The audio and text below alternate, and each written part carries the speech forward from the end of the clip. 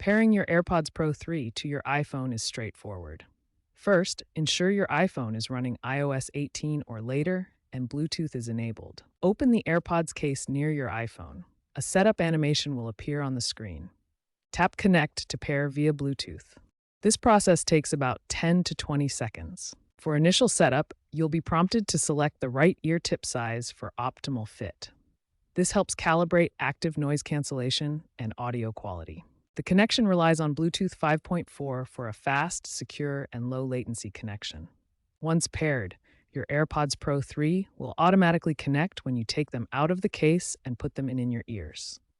Your AirPods Pro 3 automatically sync with all your Apple devices via iCloud, provided you're signed in with the same Apple ID.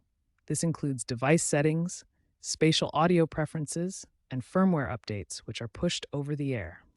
If your AirPods won't connect, place them back in the case, go to your iPhone's settings, Bluetooth, and forget this device. Then repair them. For audio distortion, check for firmware updates in Settings, General, Software Update. If you experience battery drain, try disabling unnecessary features like spatial audio and ensure your charging case is charged. For iCloud sync failures, sign out and back into iCloud or restart your devices.